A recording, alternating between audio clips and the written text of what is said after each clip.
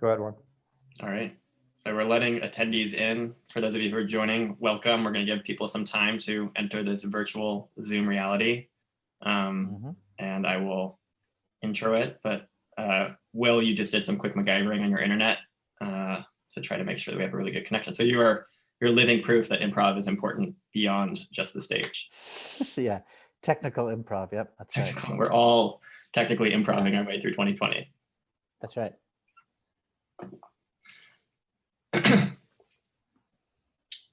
All right, we have 35,000 attendees watching. Oh no, wait, 35. We have 35 attendees. So this is going to be intimate and exciting. I'm going to give another minute to people who might be a little bit late. For those of you who are just joining us, hi, my name is Warren Shaeffer. I'm the co-founder and the CEO of a company called Knowable, and we make audio-first educational courses. One of those courses that we have made is in partnership with the Upright Citizens Brigade, which I have been told is the world's best improv comedy brigade, but Will maybe put it differently. And Will Hines is the host of this course, and it features a bunch of other experts. And him and I are going to be talking about the course, about what he's learned from improv. And this is going to be a crash course. The goal is to teach you something that will be valuable to your life going forward and hopefully change your life for the better. I don't want to overpromise, Will, but I think you probably have some stuff that could make people's lives better. So I also want to encourage everyone to please leave questions and comments in the chat. We're going to be doing some polls and asking questions to kind of get a better sense of you all and make this as interactive as possible, hopefully, so that you don't feel like you're just staring at your screen watching two dudes talk. All right, so let's officially kick this thing off. Hi again, I'm Warren. So am I being heard right now, Warren? Am I speaking? Am I part of this? I can hear you. I'm just like totally talking way too much. No, but I'm gonna pass the mic to you. You're being a good host. I just want to apologize because I guess my internet is a little shaky. I traditionally, throughout this pandemic, have had pretty good Wi-Fi in my little domicile, but the fates might not be with me right now. So I apologize to everybody if I'm a little shaky. Well, hopefully the gods will shine on me and things will improve. For those of you listening, can you just give like a thumbs up if you can hear Will? Okay, I hear you fine, Will. And did you hear me all right? Okay. Yeah. Thumbs up. We got a thumbs up from Thomas Wood. Thank you, Thomas Wood. Thank you, Jason Ye, in the comments for letting us know that we're not talking to a void. Yeah. And Jesus Edison. Hi, Edison. I know Edison. Awesome.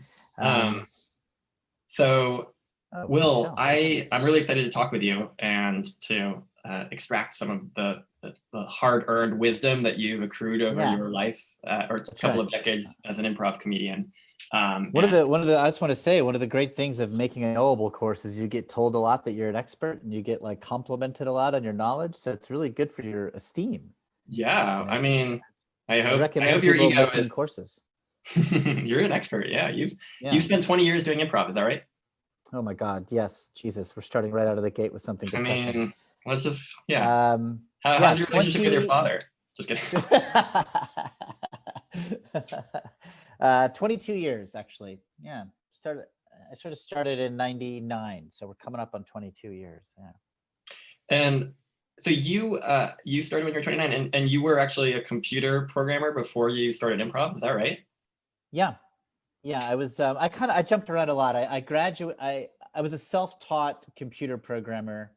What happened was I graduated college in 1992, and that was like an economic dip. There were no jobs, but the internet was like blossoming. And so if you could teach yourself like HTML, like quite simple rudimentary HTML, at that time it was magic, and you could like get a job making what now would be a laughable web page.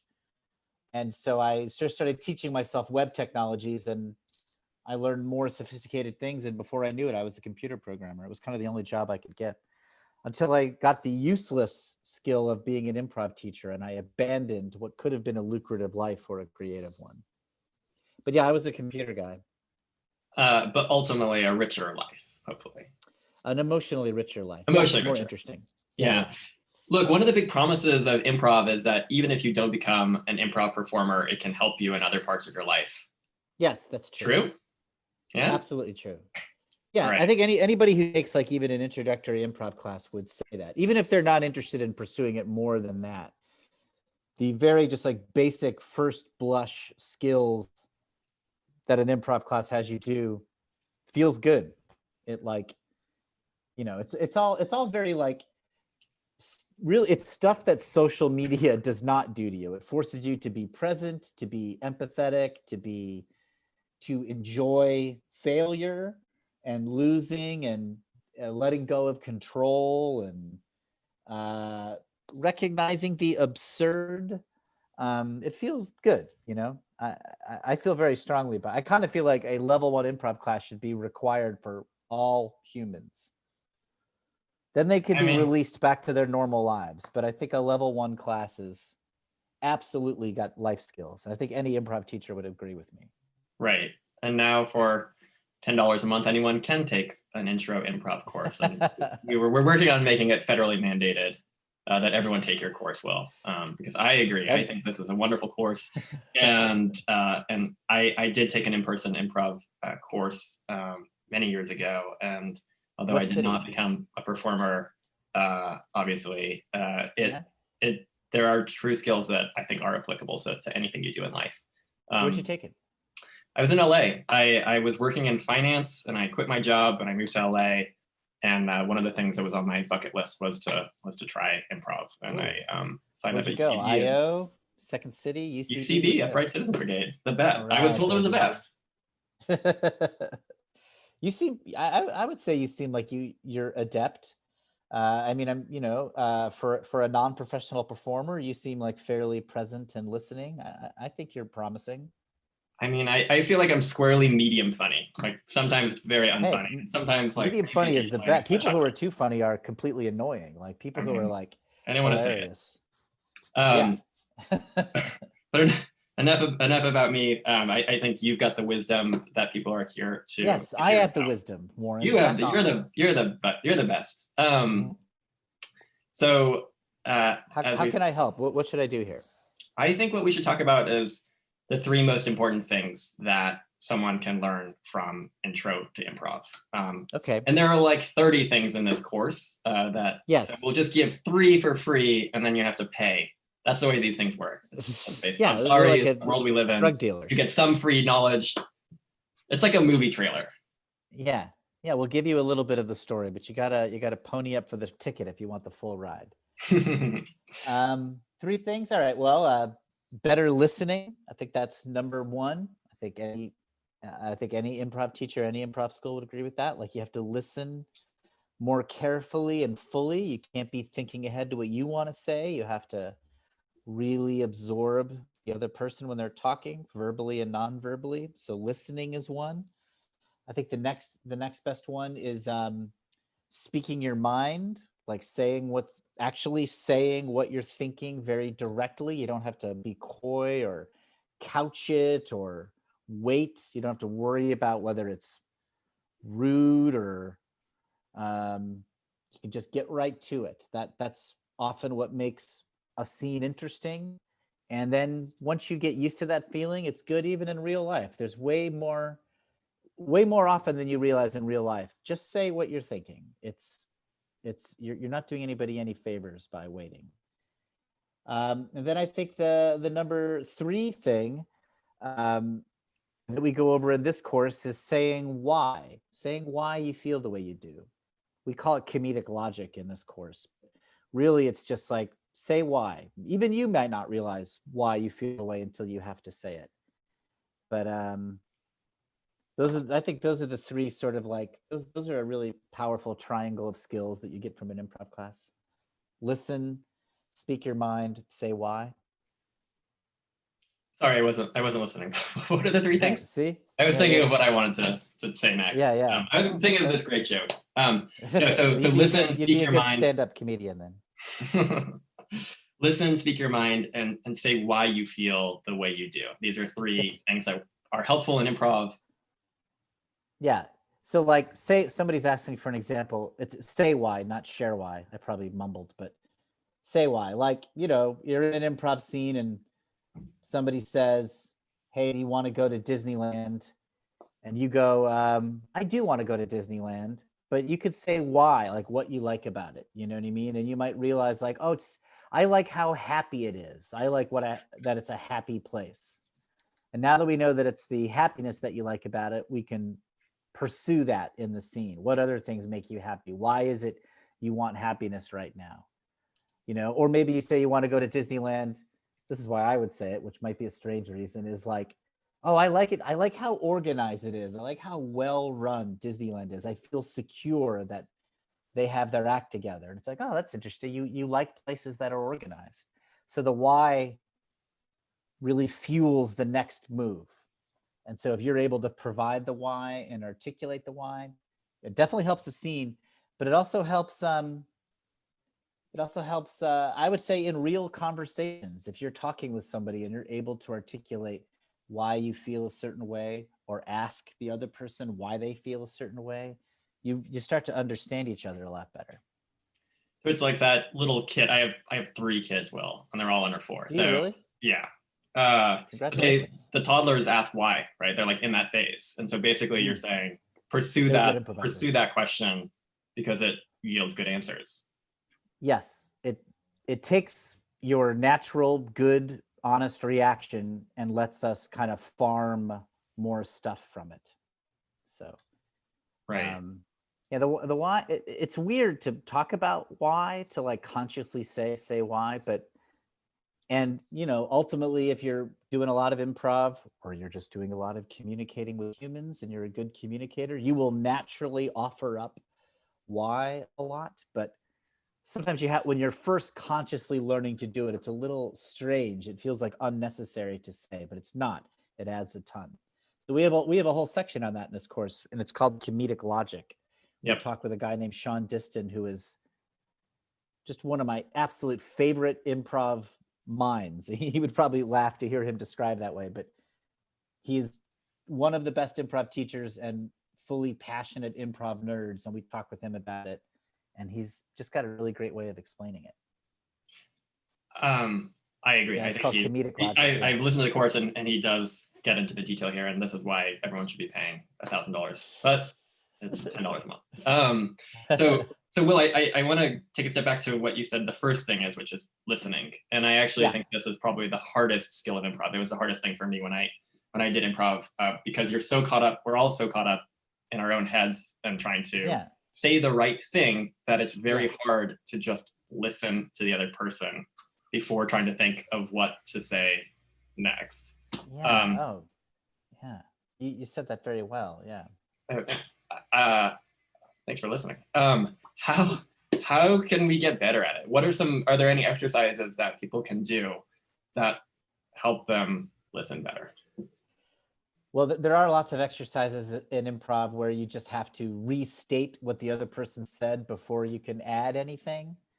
You have to paraphrase, you know. So if somebody says, let's go for a ride, you could just go like, yeah, go for a ride. Yeah, that'd be nice to go for a ride. Right. You'll notice a lot of like sort of charming people sort of naturally do that anyway. Like they're nodding as you talk. And then when they start, they just very naturally restate the last thing you said. You know, I'm a shy, introverted person, so this is not something that I naturally do, but I have friends who are chatty and warm, and I just noticed they'll do it, you know. They'll be saying, oh, did you like the latest Spider-Man movie? The hypothetical conversations I'm describing sound insane. But, you know, and I'll be like, yeah, I guess I liked it. I kind of felt like there was a lot going on. And then this hypothetical other person might say, yeah, there was a lot going on. Yeah, I felt kind of busy. And you don't even notice it, but that simple restatement proves to you, oh, they heard me. Right. My connection's being a little shaky. Hang on, I'm gonna look at my modem.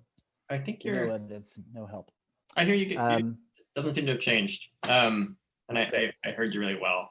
And we're an audio company, so it's fine. We don't need to see people. Yeah, who cares? Trust me. We're audio first. Yeah. So Will, I what I'm hearing is repeat back something that the person said, and that helps you actually listen, right? It helps you internalize it, and it also helps the person feel heard, which is basically what we all want to do, right? From like Oh, a man, young it's- age, I think I see that with young kids now. It's like they just want to be heard and seen and acknowledged. You can be a person that makes somebody else feel like, well, at least I was understood. You will be a popular and desired person to have around. Even if you don't agree with the person, even if you do nothing to help their problem, it's a huge skill, and certainly one that I need to work on in real life a lot. But yeah, improv wise, I'm pretty good at it. So that's what I'm doing wrong. This is why people hate me. It's I'm not. People hate you, Warren? Is that I true? mean, I don't know. Oh, I don't Maybe. believe I don't know. Do you ever really know?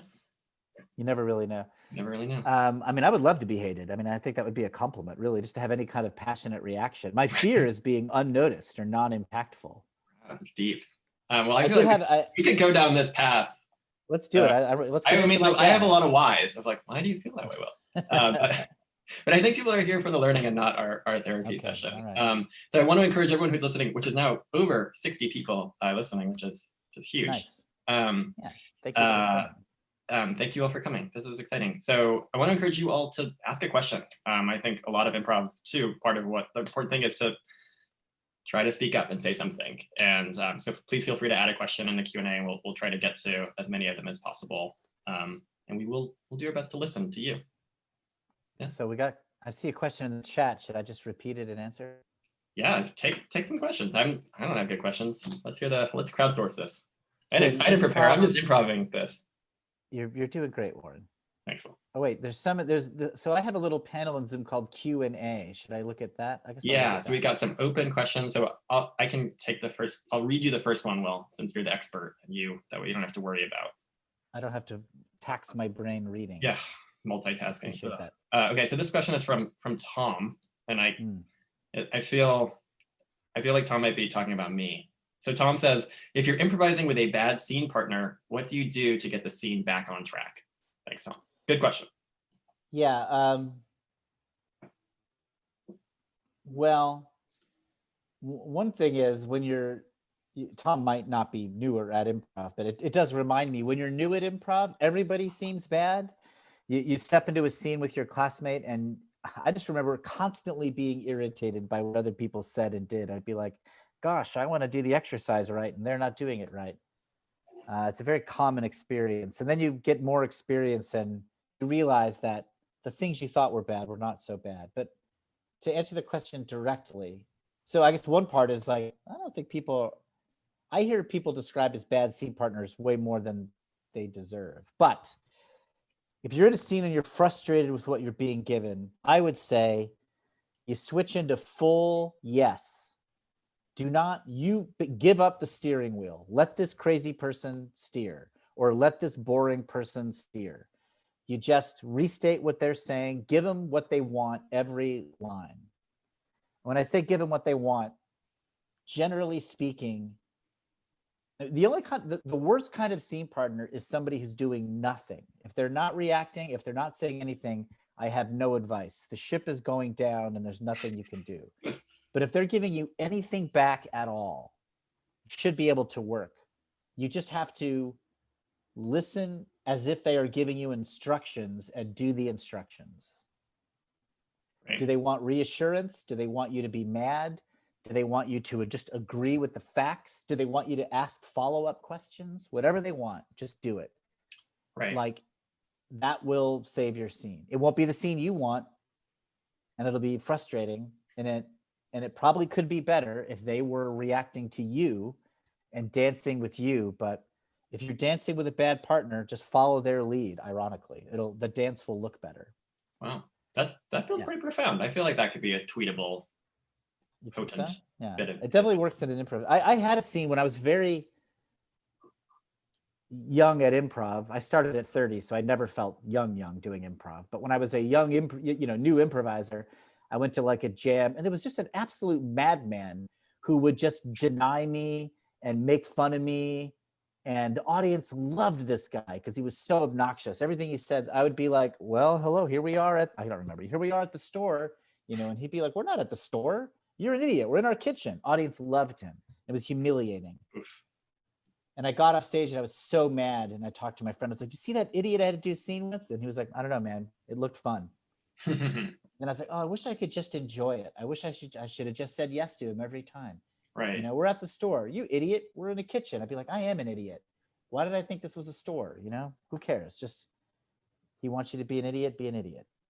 He wants to win, let him win.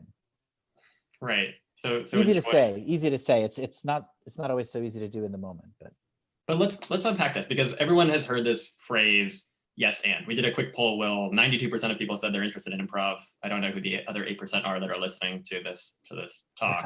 we gotta talk to them. I like people who are going. But let's focus on the 92% who are already interested in improv, which means they've probably heard of this key UCB phrase, which is yes and, right? The idea that you confirm what someone is saying and you add to it. I think we've all heard this, but I like to kind of just like unpack like the why of that, and why is it why is but no so painful in comedy and in life, right? Yeah. Yes and is a brilliant phrase. I wonder who developed it. I wonder if it was Del Close, the improv guru, who coined it, or if it predated him, but I don't know. But it is, yeah, yes and is the golden mantra of improv. Like any simple phrase, it can be misused, but generally the spirit of it is really clear. Agree and add.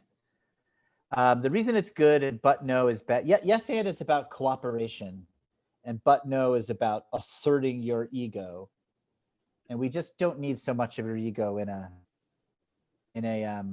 improv scene. Yes and is like, listen to what you're being given and work with it. Go with it. Chris Gethard, who is an actor and comedian, and who's one of the people we interview a lot for this course, who I think is extremely articulate about improv. He describes yes and as give them what they want, and give them conversationally. And it's like, set aside your agenda, set aside your control, listen to what they want and give it to them. Right. And the reason that's well, in a theatrical scene, that works because it retroactively makes what they say important, because you are being guided by it. So it controlled you in a nice way. But real life wise, I mean, this is not going to be a surprise to anybody, but because of social media and technology and human nature, our egos are out of control. We all think that we are the president, not Trump in particular, but just like the person in charge. We all think that our opinions are necessary. I mean, this can be healthy in some cases, but we're all in our little bubbles saying what we think with no feedback. And we need listeners. We need responders. We need empathizers. There's a shortage of them. And yes and basically says empathize, hear it, be painted by it, be affected by it. You know, no, but there are times when it is necessary to assert your opinion, even in improv. And there are some mediums, stand-up comedy, writing a novel, where, hey, we need you to have an ego, to assert yourself, but not in improv. And I don't think adults are rewarded directly for empathy enough. And in an improv class, you are rewarded with it because you get laughs, you get validation, you get approval. So I think it makes you a better person. That all sounds great. That's what we want. We want laughs, approval. Yes, that's right. The key to all of that, everyone. It's going to keep selling. It feeds your insecurities for your good behavior. It's enlightened self-interest. Win-win. I like it. Well, there's a lot of good questions here. So I'm going to just start reading some of these. You can go faster. I'll go faster. All right. Okay. This one is from Aton. What tiny daily habit do you think would be most valuable to improve thinking on your feet? Oh man, what a fun question. All right. Tiny daily habit is, all right. I would say a moment of silence before you speak. Don't feel like you have to like answer right away.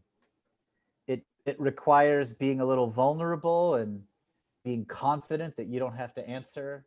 And in that little moment of silence, you will listen better. Your thoughts will evolve another like 2%. So I think when you're talking to somebody, I'm not talking a noticeably long time. I just mean like, go.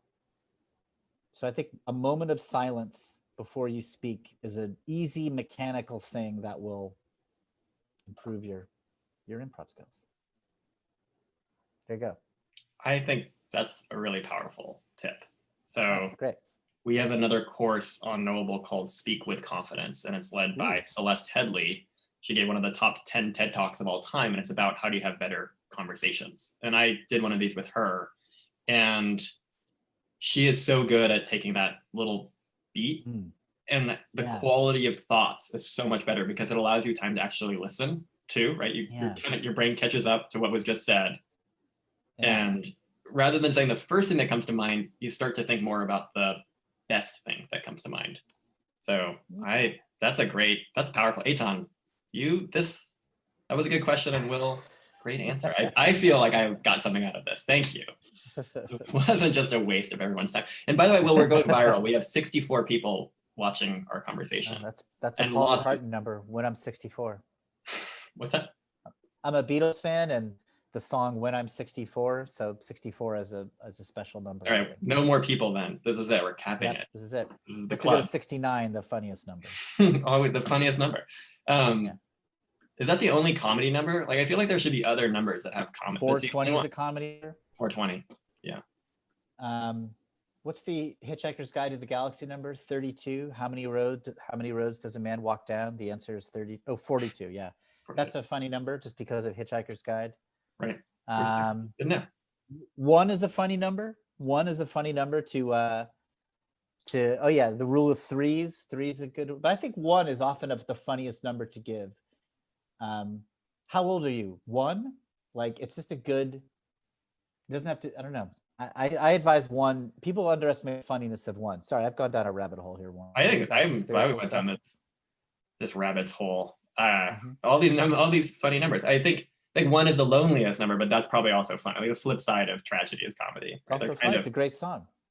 Such a good song. I feel like, well, there's a lot of power tips, high insights per minute. Although we did drop to 62 participants, so let's get back to 63. Let's get back to the questions. Okay. Joseph. Okay, this is a layup. Answer it wisely, Will. Do you have any suggestions on how to learn improv since in-person classes are not available for now? There is no way. Perfect. No, we're doing this talk to promote one. We have an audio course that is a good sampler and introduction. And although not just to be a salesman, so I would advise this course. I do think this course is a really good way. We introduce a lot of basic concepts. We talk to great people, but I'll just be a little Macy's Gimbals Miracle on 34th Street. If you're not into the course right now, or you want to try something else, I would say podcasts. Listen to improv podcasts. Matt Besser, who's a founder of the UCB Improv Theater, has one called Improv for Humans. Good demonstration of it. Comedy Bang Bang is a very popular one that's all improvised. So you can listen to improv that way and see if it inspires you. That could be a good gateway. Until it's federally mandated that you take this course, that's an option. And there's books too. There's seriously a million improv books. So I would recommend the UCB's Comedy Improvisation Manual. That's my theater where I trained, but there's lots of good ones. So that's my answer. And this course will do it. Yeah, I listened to this course. It's a solid intro. I think great for beginners, and it features not just you, but a lot of other people too, right? Matt Besser, who's one of the founders of UCB, is in the course. Yeah, we have Susan Messing, who's a guru from Chicago, is there, and Chris Gethard, like I say, who's seriously one of the best articulators of improv principles. Sean Diston, Susie Barrett, who is one of the funniest performers at UCBLA and one of the greatest teachers. Seriously, one of the most magnetic people I know, and so funny. We interview her, and she gives us a lot of good advice. So yeah, I'm in favor of the people I picked to talk to for this. Me too. Good job, Will. I think you picked some good people. So I know there's 30 powerful insights in this course. We've only given 3 of them, but let's keep answering questions because maybe we'll reveal some more in the process. Sure, yeah. This one, This one I think is applicable to life and to improv. So this is from Jen, and she says, I always suffer from the paradox of thinking of the perfect genius reply or comeback too late. Oh, yeah. Any tips or tricks? Um, Thanks, Jen, for the question. Yeah, it's really good. Well, if you thought of it too late, it's not perfect. Like I kind of believe it's not as good as you think it is. If you had thought of it in the moment, it wouldn't have worked. I think I think the spirit of the stairway or whatever that phrase is, that the thing you think of after you leave the meeting is an illusion. So I think, cynically speaking, that little gem you thought of is not the gem you thought it was. But I think also people overrate the power of a zinger. We don't need that. That's a zinger, this like perfect, witty, like encapsulating thing. It's just not as valuable as you think. And my tip would be speak your mind honestly with no guile in the moment. And that's easier to do and more powerful. What do you mean by guile? It's been a while since I've taken the SATs. Not like no manipulation, no agenda, just very nakedly what you feel and think is better. Like, don't worry about the effect it has on the other person or what it gives you. I was a journalism major in college. I have majored in a lot of things, but I ended with a journalism degree. And I read this book on interviews, and somebody talked about the very first press conference with the first moon trip, the astronauts who went to the moon, Neil Armstrong, Buzz Aldrin, and the other guy whose name I forget. And this big press conference, and reporters have filled the room, and they're all just like, oh, tell us about, and there was lots of like technical questions like, how did you land this? And what were the challenges of the low gravity? And tell us about the machines. And then one reporter asked, were you scared? And the astronauts were like, yes, we were scared. We didn't know if we would survive, or if we would, on the moment we land, will we be able to take off again? Are we going to die on the moon? And it's like, that's the best question.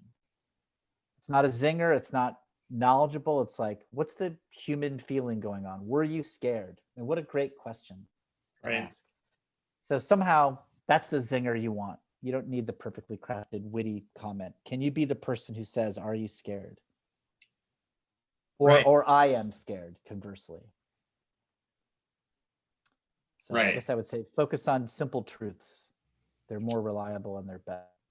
Right. And you're playing the long game of the scene or the relationship, right? It's that you're not always trying to win points in the conversation, but you're trying to make the other person feel comfortable. And so I think that word zinger is a good one. It does have sort of a pejorative to it, of like you're scoring a point. We're over-zinged. Our society is over-zinged. We have to move into a post-zing society. Cool it down, 59 participants. Bring it down. Anonymous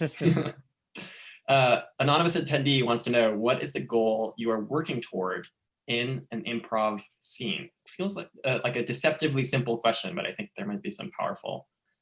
If you want it to be funny, you're looking to find an unusual thing and heighten it. That's what you want. I studied at the Upright Citizens Brigade Theater, and this is an Upright Citizen Brigade course. And this is our big contribution to the improv lexicon, is like, go after the unusual thing and heighten it. Lots of other schools teach this too, but like, it is the centerpiece of what we do. We call it the game of the scene. Find the unusual thing and heighten it. You're looking for something that is not usual, that is not expected, and make it bigger. So that's what you want. Like, there's lots of the principles and skills of making improv good don't have anything to do with the unusual thing. They have to do with listening and being present and being emotionally honest. But the goal of the scene, the comedy of the scene, is going to come from something unusual. Right. So break the pattern of expectation. Surprise us. Good. Zig when you should zag. It's about noticing what's unusual too, right? And I think there's something that ties into this sort of listening and paying attention, which is so applicable, not just to improv, but outside of the theater. Yeah.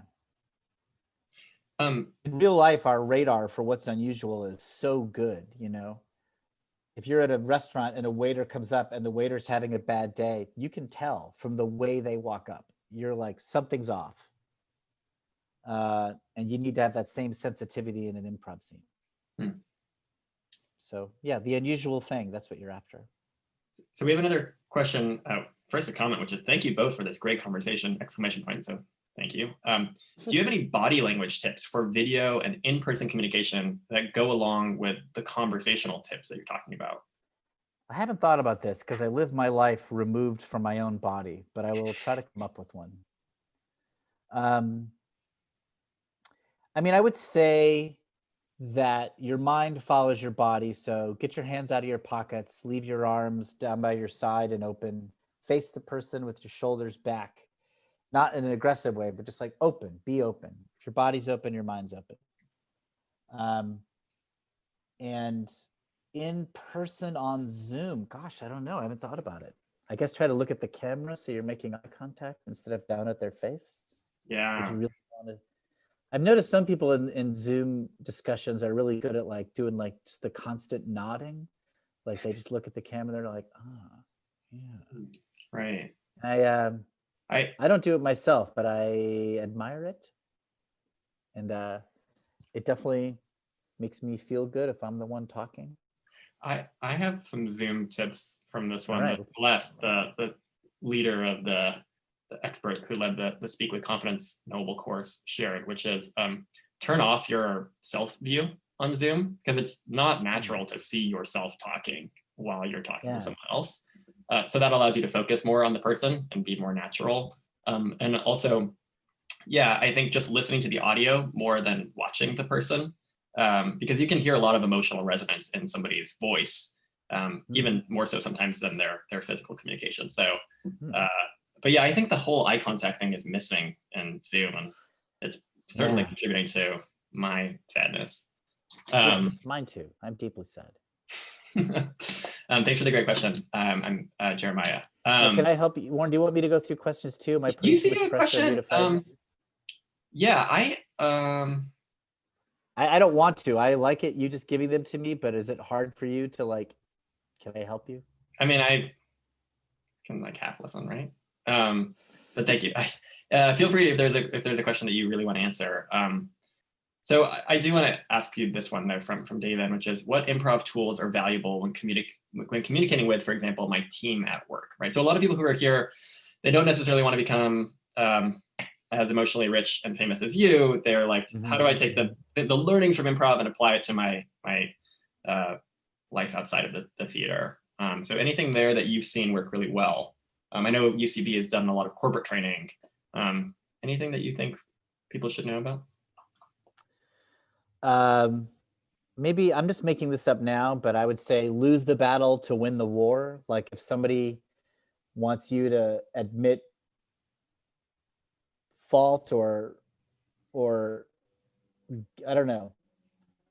It's a subset of give them what they want, but like if somebody, let's say, I haven't had a normal job since like 2009, so I'm reaching back, but one of my computer programming jobs, I wanted to use a particular piece of software and somebody else in the team wanted to use a different one. This would be a big decision. This would involve like what we would be working with for the next like 6 months and, how well we could do our jobs or not. And just, what tools you use as a programmer is like, it's kind of like your environment. It's like, it's a big choice and we wanted different ones. And I want to get my choice, but maybe to lose the battle, win the war, help them understand what it is they don't like about the choice that you have. Like articulate their side, be like, okay, I see why you don't like my choice. You're worried about, you think the documentation isn't up to speed. You think it's not going to be able to handle the high traffic because it's a newer technology. I think you don't like the tone of the founder. You think he's an egomaniac, so you don't like the website that presents the software. And this is going to encourage that person. It's going to fuel their fire. You're going to feel like you're losing, but you're not losing. You're just hearing them. You don't ultimately have to agree. You're letting them know that you can see it there. You're gaining credibility. So I'd say lose the battle, win the war by showing them that you understand where they're coming from. I guess I would say their why. That might be how I would. Oh, say their why. That's pithy. Like, yeah. That's an improv little, can you say what it is they don't like? They might argue, they might be like, no, that's not why. This is why. That's right. also good to hear. That's not bad to hear. Maybe you don't understand why they don't like it, and you should. Right. I think so much of this, I'm having this big epiphany, which is so much of this is about good communication, right? And really the core of good communication is making sure that someone feels heard, understood, and appreciated, right? So finding their why is so important to that. Like, well, I understand that you're disagreeing with me, but what's the rationale behind it? And can I repeat it back to you, even if I don't agree with it, so that you feel like you're. We have the ability to express a point of view and not have it. We don't. It doesn't change us. We can feel it temporarily in order to understand it, and then let it go. And we can't be scared of that. I feel like people are sometimes scared of even entertaining other options. But it really soothes people if you can show that you know where they're coming from. Yeah, I think that's a really good, say their why is such a good pithy way to encapsulate that. Thanks for sharing that. Oh, well, I know we're slated to end at 11:45, so that leaves us 3 minutes to answer 15 open questions. So thank you, everyone. I'm gonna do them all. Yeah, let's crank through them. Here we go. I'm gonna say them and do them. Should you change your conversation to suit the personality of the other person? In an improv scene, yes. In your improv, in your opinion, do all people have a sense of humor, or are there some who just don't? I mean, everyone's got a sense of humor, but some people can access it a lot more easily. I hate to cop out, but like everybody finds certain things funny. So yes, they have a sense of humor, but some people it's so buried that why bother? What are some powerful applications of improv you've heard of from your students outside of actual comedy? We've talked about them here. They're all communication based. Talking, understanding people, empathizing. What general observations do you have about things, lines that are funny, humorous? My little comedy math is it says something that doesn't fit and then tells you why it actually does fit. That's the process of a joke. Can you give an example? Here's something that doesn't fit. What's that? Can you give a quick example? Is there one that comes to mind? Like what doesn't fit, but then makes sense that it fits? I mean, I guess any joke should, why did the chicken cross the road? What are you talking about? To get to the other side. It's like, that's like a meta joke. It's like, what, is there going to be some huge twist? Is it about the chicken? Is it about animals? No, it's just they cross the road for the same reason that everybody crosses the road. It's like, oh, I guess that makes sense. It makes sense in a way that I didn't expect. Therefore, It is hilarious, and I am hilarious. That is a good, I mean, I chuckled. As a super advanced improviser, I'm curious what you are currently learning, working on an improv. Trying to play low status. I often play high status jerks, and I'm trying to remember how to be funny by being low, and I have trouble with that. Improv, we did that one. Okay, do you want to pick one, Warren?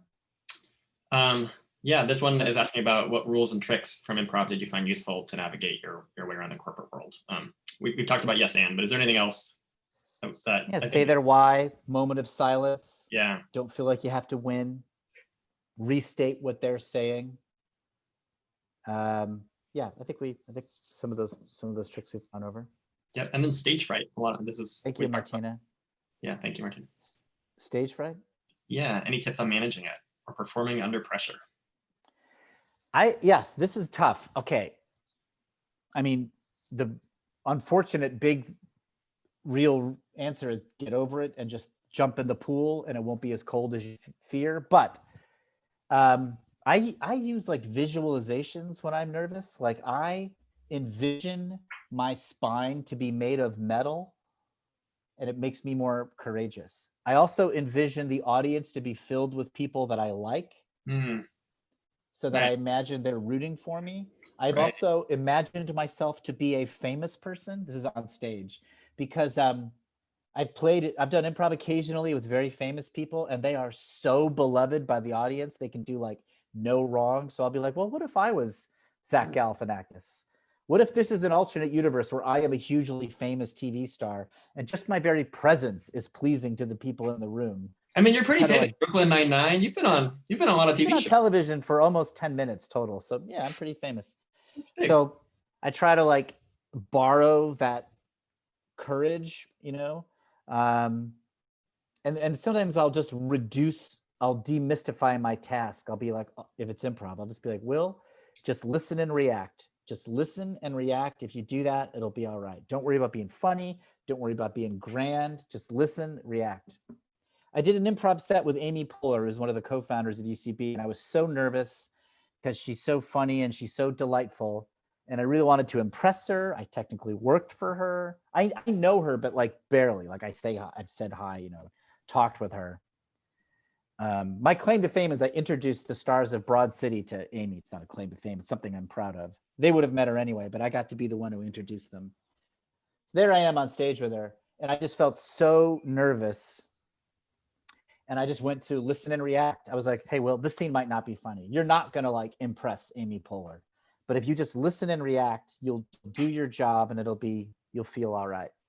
And it was like an okay scene, but I did walk out feeling like I had my dignity intact. I was like, okay, I wasn't complete shit there. Right. Yeah. I think that goes back to the zinger thing that you mentioned earlier, which I think is really a powerful insight. Is you don't have to always be on, right? Yeah, and I don't have to be funny. You're the funny one. This is great. Thanks for taking the pressure off me. Thank you, Michelle. Michelle just said, Michelle is an improv teacher and she runs an improv theater in Milwaukee, and she's here. And she just said, yes, this is great. So I'm saying thank you to her. Thanks, Michelle. How do you generate ideas when you're drawing a blank? It's tough. Restate the last thing said and give your opinion about it. Even if your opinion is, I don't have a feeling about that. So speak your mind, no matter how empty it is. Even just say, I don't have anything to say. Right. I'm not sure what I feel about that. That works. That'll get it going. Right. Here's a question. Does Livestream Improv have a real future versus in-person? Yeah. The best thing about Livestream Improv is it connects people from like other countries and stuff. Like I've gotten to meet a lot of people from like Scotland and Copenhagen and London, Seattle, Harrisburg, Pennsylvania, weirdly. Just lots of people that I would probably never have met. So that justifies the existence of live streamed comedy. I think it's not as fun as live comedy because there's no audience, but the connections it helps you build between people are pretty valuable. So I think it's going to be around. Right. So just a few questions left. Are you okay going over time, Will? Yeah, I have no life. Awesome. All right, we'll be here all day. So this is a long one from Thomas, but I'm just going to get to the gist of it, which is basically you've been doing this for 22 years. What's the thing that, and you might have mentioned, which is playing low status, but is there something that you are trying to perfect and get even better at as once you become play low status, but also this is going to sound weird. I'm trying to be funnier. Like I've gotten to play with just some of the best people in the world, and some of them just seem like magic to me still. They just have this taste and this precision to like the right amount of specificity and absurdity. Their instincts are just so good for like what they add to the stew in terms of silliness.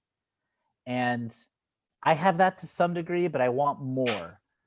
And it feels like it is some combination of making choices, but don't try too hard. It's like somehow like this is not doing enough and this is too much, and somewhere in here is perfect. And I am still trying to find like this is hack and this is nothing and this is good, and I'm trying to be here. Right. Comedy wise, I don't know. I'll probably never do it if I haven't done it yet, but I think about that. Always room for improvement, I guess, is the takeaway for me. So we talked about drawing when you're blank. This is a good one from Michelle. She asked, why do you think so many people stop after doing improv for a while? I stopped. I'm with you, Michelle. Why did I stop? I mean, obviously, aside from being not stopping funny. Isn't bad. Like, get what you want out of it and move on. I don't think that's like a problem. It's like maybe even good to like recognize that you've had enough. Right. I was Maybe reading the book Your Money or Your Life, which is like a financial management book that came out in the 90s and was a big hit and is still popular. The first chapter is like, in terms of wealth, we have words for like extreme wealth and extreme poverty, but what's the word for just like having enough, where you're just like not stressed? Yes, you could have more. Yes, there's things you could do with more, but the secret to like good wealth management is knowing enough, right. so that you can change your approach at that point. And we don't have a good word for that. This applies to food and like love from people. It's like just enough. Like you don't need maximum. You just need enough. And so like maybe people leaving is good. But for those who leave and it's maybe they weren't done yet, I would say they didn't find allies. You have to find like a friend, whether it's relating to the teacher, relating to another student. I made friends with my very first improv class. I made friends with a couple people. I'm still friends with them. And during the early times when I felt bad and unconfident, I could meet up with them and we could commiserate together. And so I felt part of something, even if it was just a little friend group. So I'd say people who leave, it's because they felt like the other and they needed to connect with somebody. That's like an argument for like representation in improv. Like if everybody's a 40-year-old white dude, then you're going to get more 40-year-old white dudes only taking it.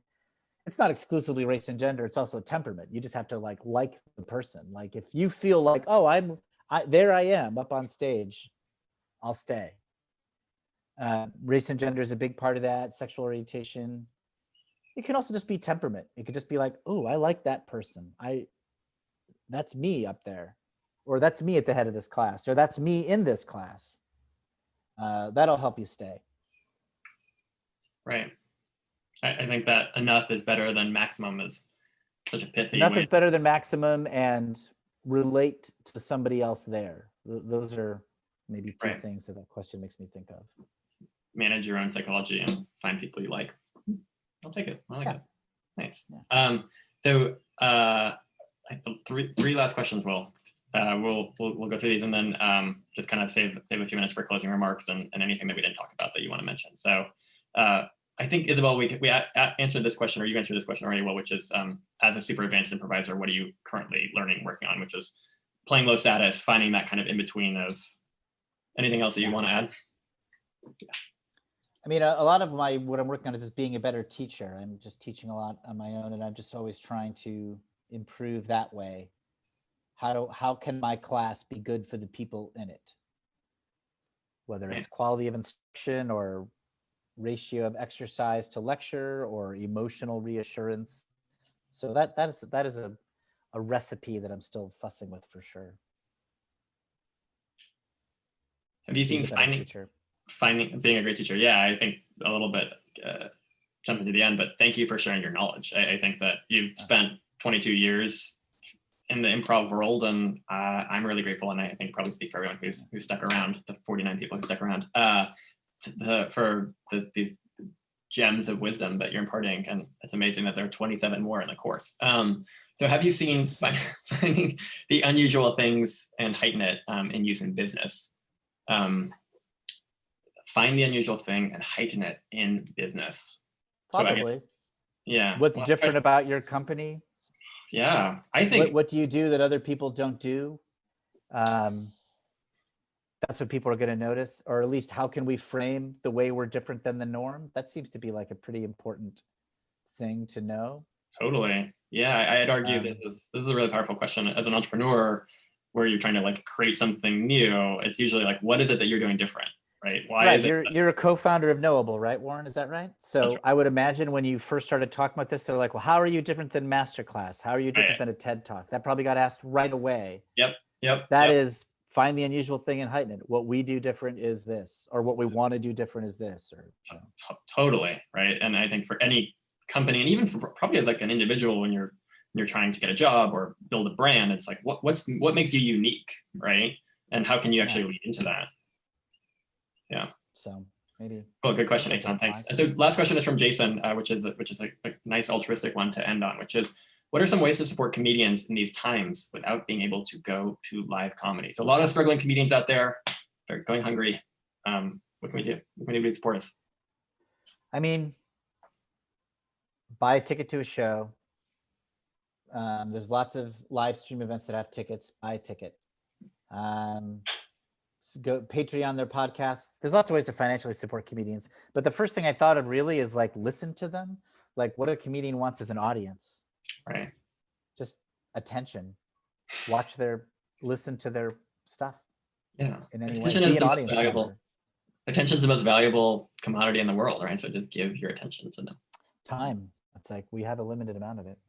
Right. So if you give some time to them, I think that's the best gift. Will, thank you so much for answering all these questions and staying past, and again, for sharing your knowledge. I think you've spent much of your life thinking about improv and thinking about how improv can be helpful, not just to comedians and to actors, but to the world at large. And I personally have found the lessons I learned from UCB and from your course to be really valuable. I'm grateful for your time. And is there any parting words of wisdom that you want to leave our 49 participants with? None. I'm out. But I Right. really appreciate everyone who came and listened. I really appreciate it. It's very nice. Thank you. My parting words are thank you. Thank you all for listening. Yeah. And for spending some time with us on this Wednesday morning. Yeah. Made me feel good. Maybe I feel good too. I feel better. Thank you. Bye, everyone.